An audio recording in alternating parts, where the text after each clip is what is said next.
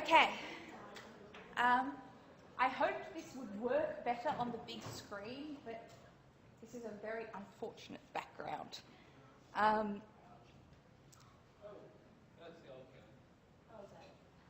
Sorry? So that's the old Kevin. Yes.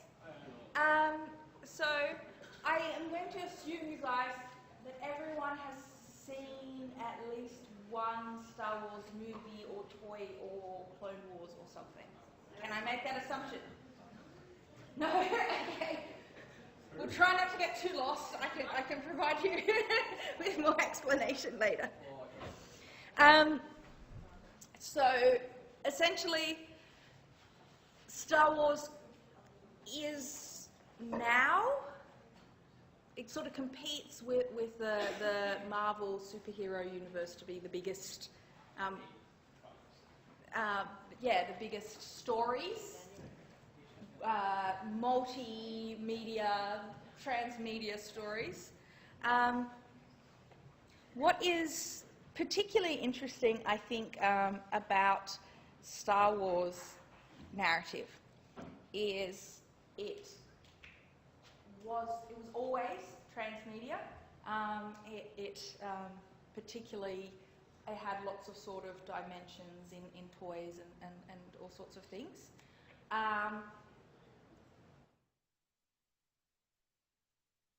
It has undergone a situation where the narrative world, or the canon, was changed.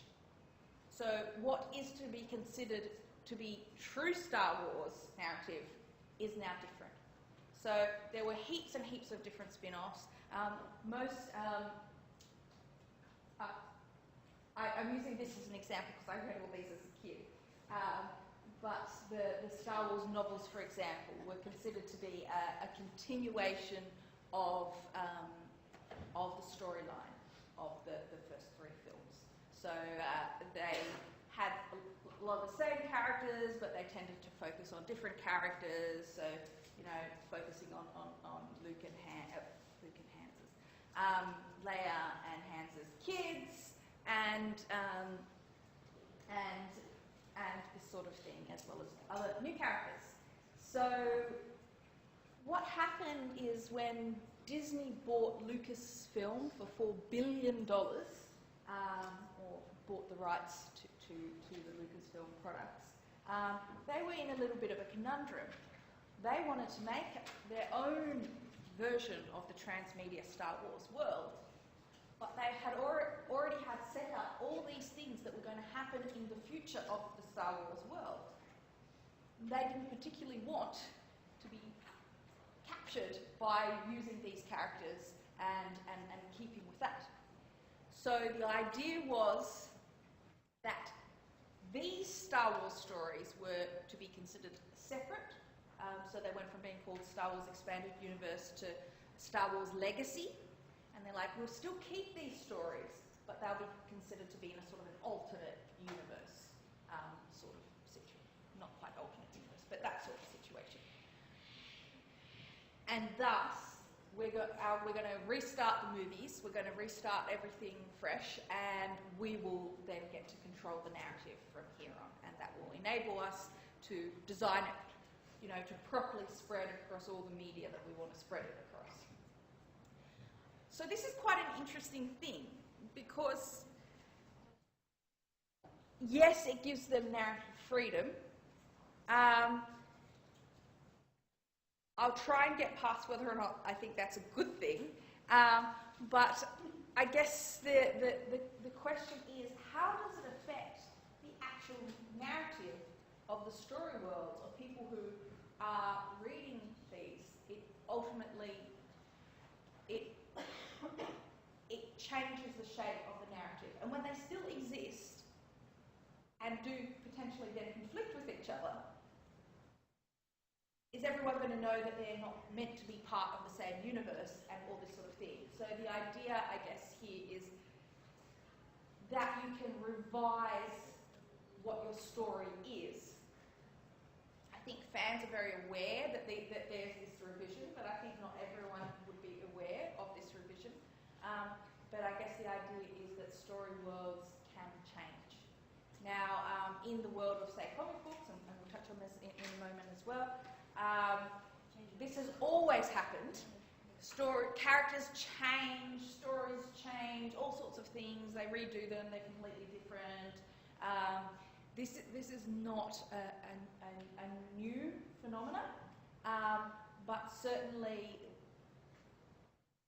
with the size and extent of the Star Wars franchise, it was, I guess, a bit unexpected, and speaks towards what I was talking about last week in terms of, in the workshops, in terms of horizontal convergence and the idea of the role of companies in convergence. That this is a story choice that has been that is made based on the transmedia strategy of the new owners.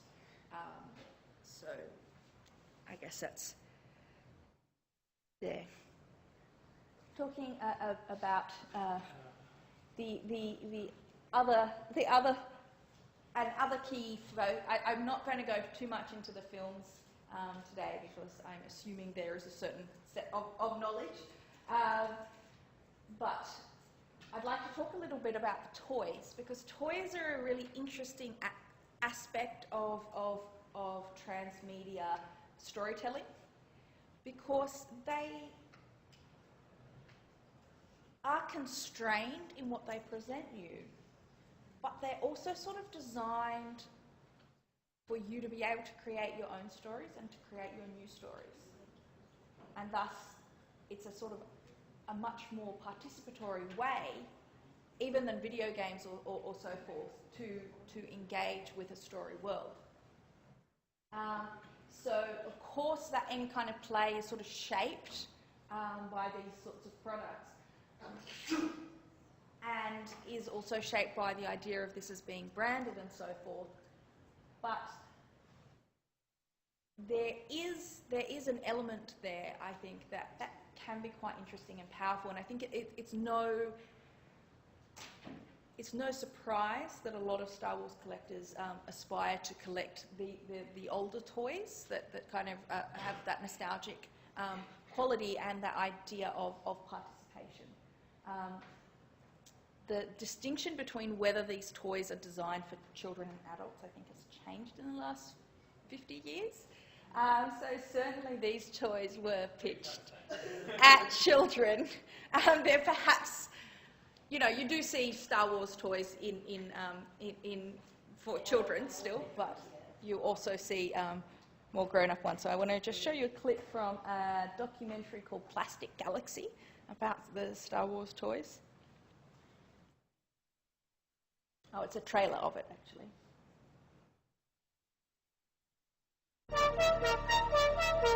To an 8-year-old kid, Star Wars was a drug.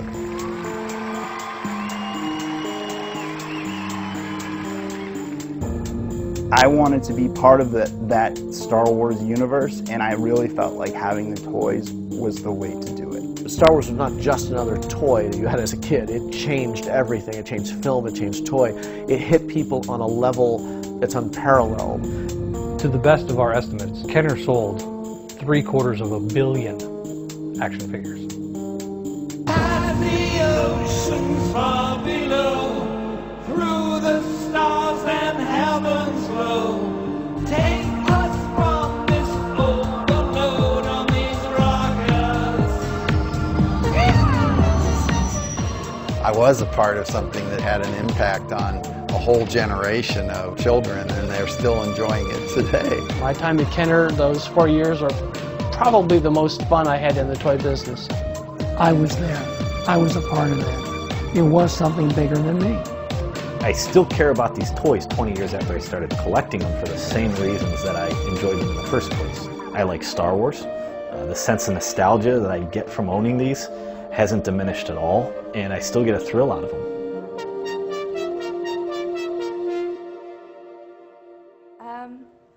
So I guess that's a bit of a different perspective than what I think we automatically think of buying things like merch, and toys, I guess, get bundled in with merch as being a very sort of a very passive activity, and almost that sort of, we used that, there was a quote in the fandom lecture, sort of passive dupe sort of idea. But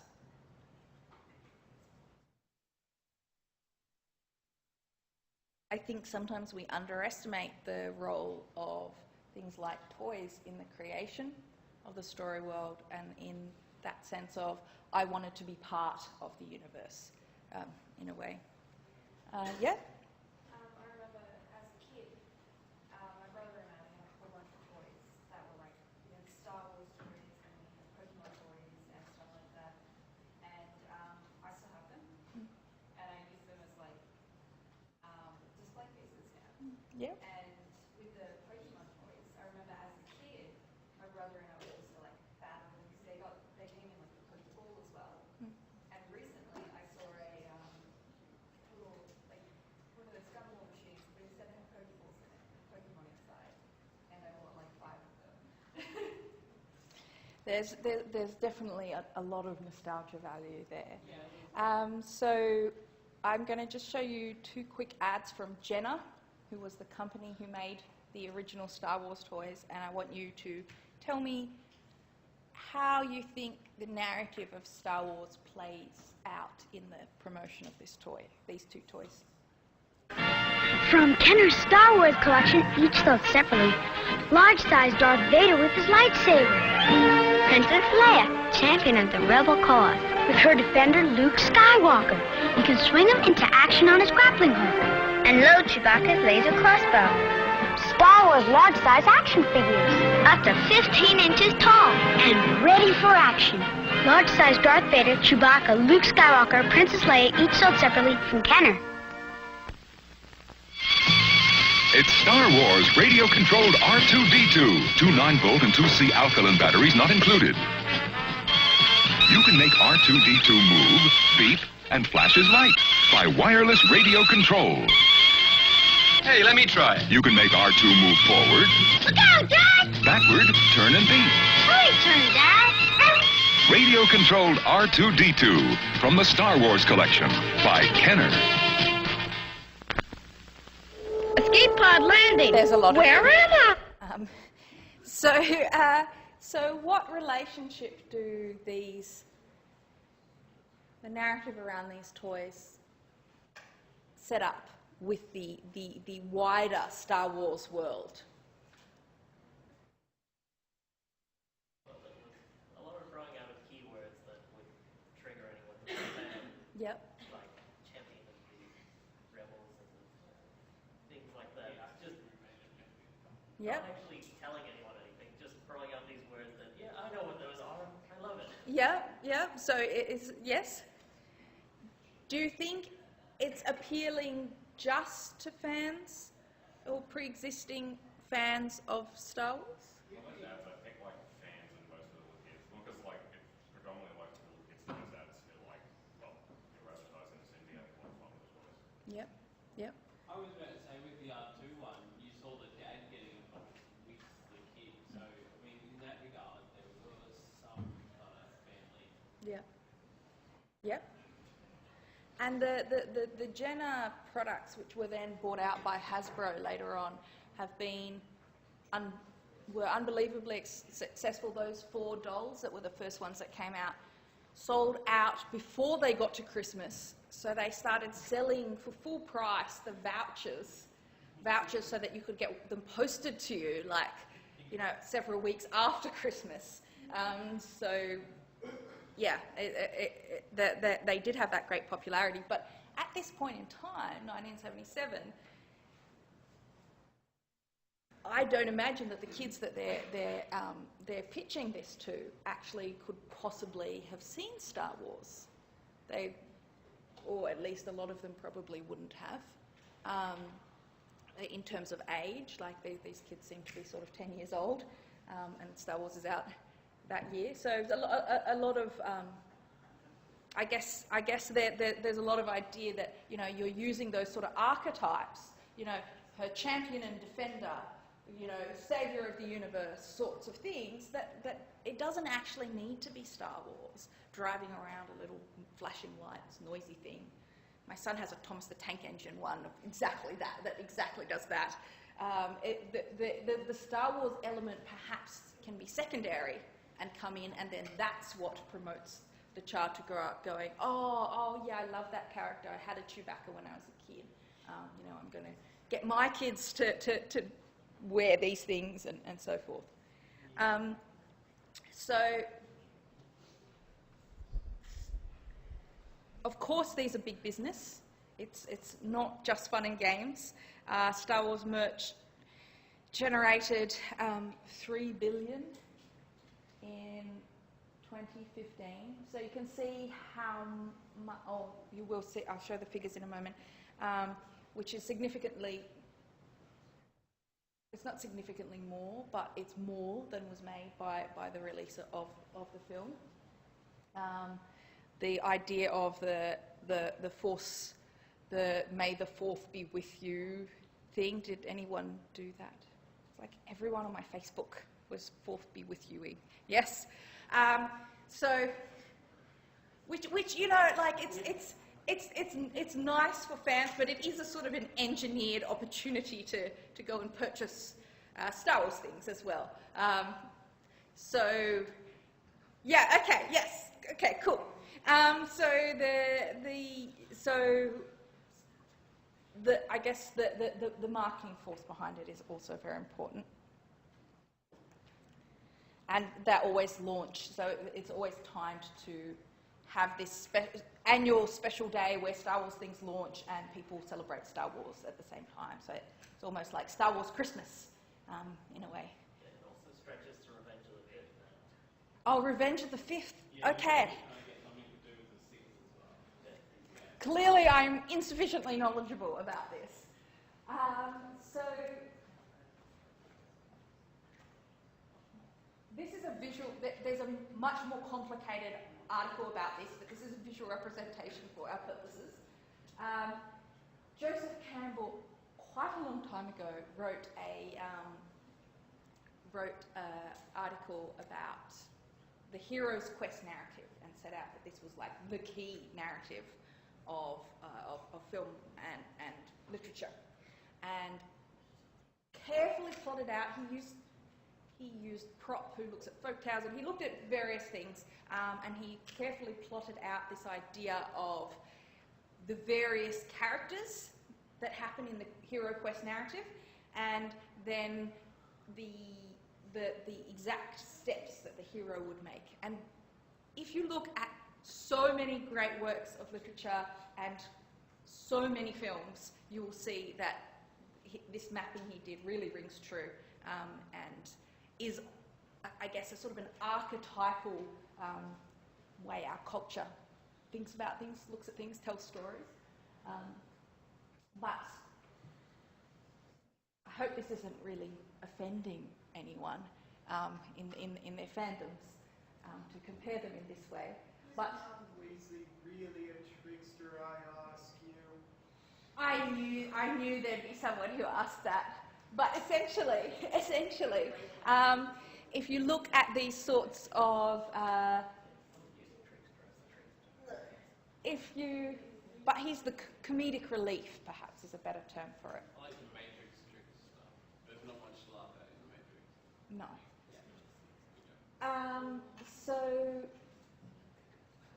I guess the idea is that there is a broader context to these large transmedia stories, is that they're not just kind of true to each other, but they usually will fit into bigger narrative archetypes that we're used to in our culture. So, you know, with the hero's quest narrative, you know, meet someone, you know, refuses the call to action is one of them, then goes on the action, then there's a this, then there's a this. It's quite specific, and it kind of works for most sort of action adventure films. So you do, I guess, need to consider that role of genre in the intertextuality, and the role that we can immediately connect to things because we've seen them before, even if we haven't seen them before, if that makes sense. Are people still looking at this, or can I go to the next page? Do you ever get a chance with that one thing is go look at TV tropes? Yes. List all of the ones that are used in that way. Yeah. TV Tropes is a very good website for that sort of thing. Yeah. So you can certainly, if you map, say, the first Star Wars movie to Joseph Campbell's ideas of the hero's quest narrative, it maps perfectly, as does Harry Potter and so forth. But what happens then if you take this narrative and make this narrative serial and have multiple versions of the narrative and have multiple iterations of the narrative? So maybe this is Perfect Hero's Quest, and this is Perfect Hero's Quest, and this is Perfect Hero's Quest. But if you make them into one story, are they then Hero's Quest, or are they something else? So we're going to talk about that and map that out in the workshops today. I'm going to show you a trailer and ask what story it tells.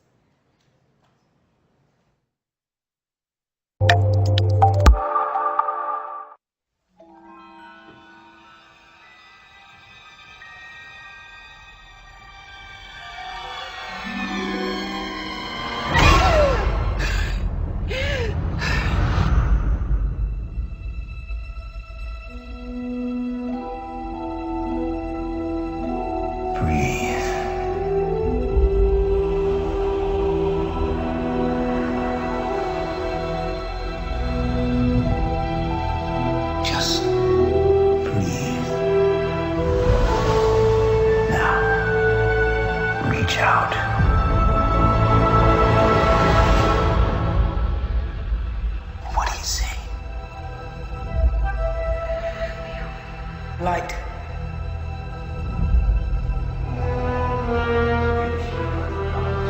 Darkness.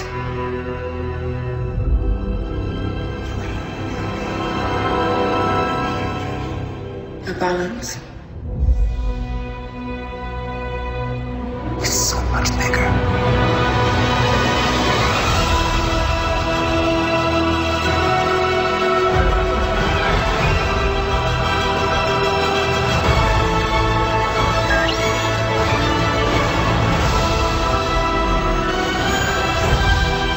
One truth.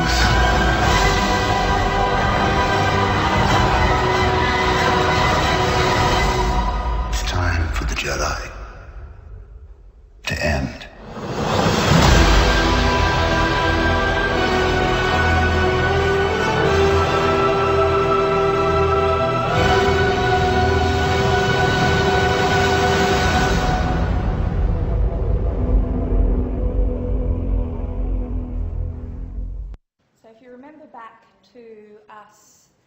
Mentioning there's various kinds of intertextuality, with obligatory being the one where you really have to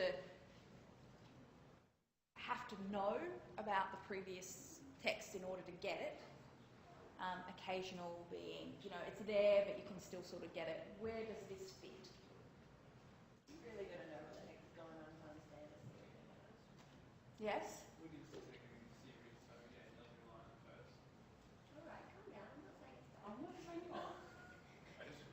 This is our Star Wars corner here.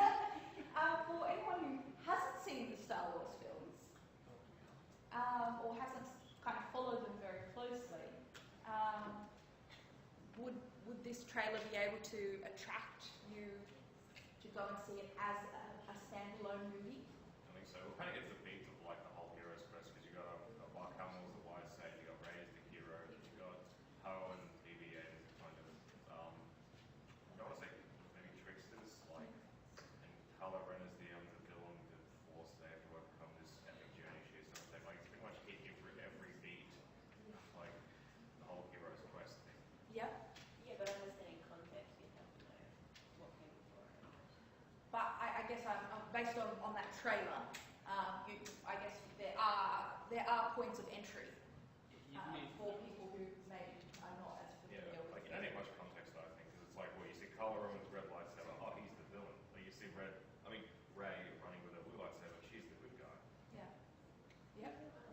find, you know, an old wise man and that oldish wise man and all that sort of thing. Yeah. You use the terms like light and dark and then upbeat and then very dark ending with ominous words. That would be enough to just attract people. Yep. Without knowing context. Yep. And I think this is often the difference between something that's called a teaser trailer versus a trailer. So a teaser trailer is usually just for the fans in a way, because they're seeking it out, and that's very focused on, oh look, here's all the references, you can get the references and thus feel like you're a good fan. And then these sort of more the official trailers are perhaps more geared towards gathering both the fan audience, so there are those fan modes in there with John Williams' music, these sorts of things, but also, I guess, other aspects there to attract an audience. I think that like people could watch the trailer and be like, well, this is a really cool movie. Once they see the word Star Wars, they're like, oh, so I've got to do some stuff beforehand. Yeah. So just the name Star Wars has that connotation of unique context Yeah. sort of thing, because it is a series. Yeah. So you can probably get that context from watching episode 7, but ideally you would have seen all the other movies beforehand. So it is encouraging you perhaps to go and, as my brother made his girlfriend do, go and watch all the films in a row. You can watch them in trilogies though. Yes. You sit down and you watch like one trilogy or the other trilogy or this one, but to get the full picture you need to watch all of them. So when people see the word Star And I Wars and they guess haven't seen the that's previous the film. question then is, do you need to get the full picture, or can you comfortably watch it by yourself as a standalone? These things are usually marketed that you can watch them as a standalone, but they usually gear towards, yes, now you need to watch the next one. So how many of you would say, if you were to go and watch a film that's part of a series, how many of you would feel that you needed to go and watch the first ones first? Almost all of you. Okay. All right. Just opening a book to the middle and reading. Like you. Well, I guess that's then. Hunger Games Part 2. If you. Part 1. So that's, I guess, more of a linear approach, the narrative, that you do need to sort of watch it one by one. Ideally, in a transmedia narrative, it's set up so that you don't have to watch them in order.